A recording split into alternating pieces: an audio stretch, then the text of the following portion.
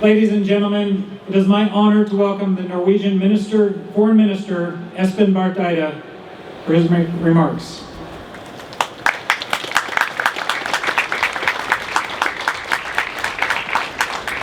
Dear Eric, dear U.S. Embassy community, Excellencies, dear friends, it's a true pleasure for me to be here today and speak as we celebrate the 4th of July.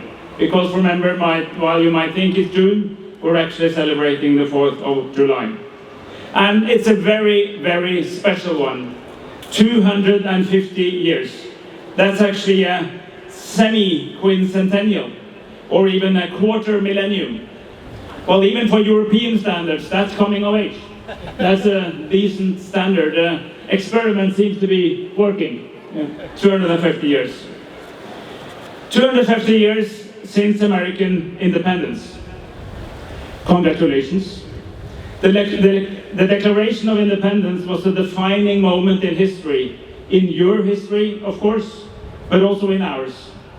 It put forward ideas that would shape developments far beyond the United States itself, ideals that inspire social movements to this day. Ideals that, and remember that, were revolutionary, progressive, disruptive at the time, dangerous to some of the old rulers, but that became so important to our understanding of democracy today. So central, maybe, that they risk being taken for granted by those who enjoy them most. Democracy, as we know, needs constant engagement, constant maintenance. We need institutions of democracy, but also the culture of democracy, and that's very much what the American Constitution, and I would say also our Constitution, is very much about. Eric, both you and President Barakani of the Parliament was mentioning the close links between 1776 and 1814, your Constitution and our Constitution. Let me just add a small fun fact that you might not know.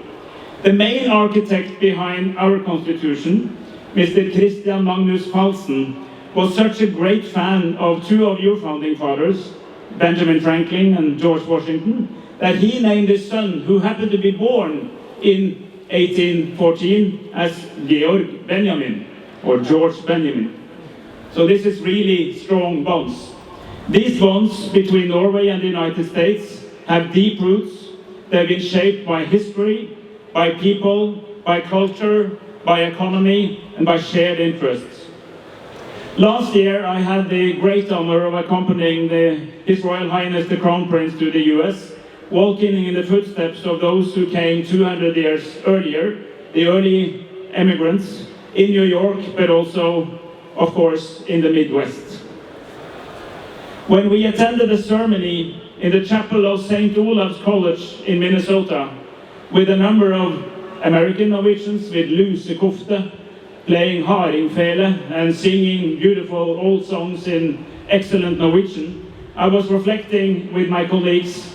Cecilie Myrseth this year, we were making that conversation. Is there anywhere in Norway that is so Norwegian than this place? And we were not convinced that we would find one. So traditions are strong. Many Norwegians stayed in the US. They were shaped by the new world, as everybody was, but they also contributed to shaping American society as we know it today.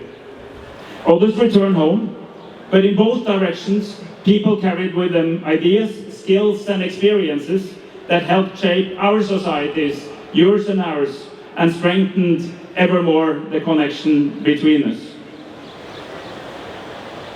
America, as you understood, was a source of inspiration when our democracy was first formed. A century and a half later, as modern Norway and the rest of Europe emerged out of the horrors of the Second World War, America was there. It became the quintessential ally, partner, and again, a source of inspiration. A whole set of new norms and institutions were formed, with America in the driver's seats. We agreed to defend democracy together. We agreed to rebuild and to grow richer together. and we did agree to pool our resources to defend our common transatlantic home together as NATO was formed. As an open economy in the northeastern corner of our alliance, this was particularly important for us. It offered us a steady anchoring, politically, economically, and militarily. And I think all of those who serve here in Norway know that you are in a profoundly, deeply rooted transatlantic country. So Norway thrived in the world that America helped shape. And we were not alone, which is why we think it's so important to defend it and help improve it. But our relations are not only about security and economics and foreign policy, it's also about a strong connection and a strong inspiration between societal developments. America's civil rights movement was a dramatic change in America, but it inspired the world. The Constitution already said that all men are created equal. Finally, that became reality. We got from America pop music, we got fashion, we got Hollywood, we got cars and highways, we got McDonald's, and not forget North Carolina barbecue, which we can enjoy out here. We got culture, we got Ella, we got Elvis, we got Beyoncé and Taylor Swift. We got the great films and musicals, we got West Side Story, we got Grease, we got Hair, and we got Hamilton. And societal developments also influenced each other. Roe versus Wade, 1973, a very important landmark decision. 1975, only 2 years later, we got exactly the same type of law. So the strong bonds are way beyond what comes between governments. And these are bonds that transcend the ups and downs of everyday politics. These are long, deep bonds that are here to stay. So let me conclude, ladies and gentlemen, by thanking our American hosts for bringing us together on America's great day. The 4th of July is first and foremost a celebration of American independence, but it is much more than that. It's also an opportunity to reflect on the great impact these revolutionary ideas and this revolutionary declaration had on our lives today as we live in 2026. So Eric, American friends, personally to you, thank you for an excellent cooperation over all the years that you've been serving here. It's been really important, and I think our personal bond reflects also our bonds between our countries, so thanks to you. Thanks to everybody at the American Embassy.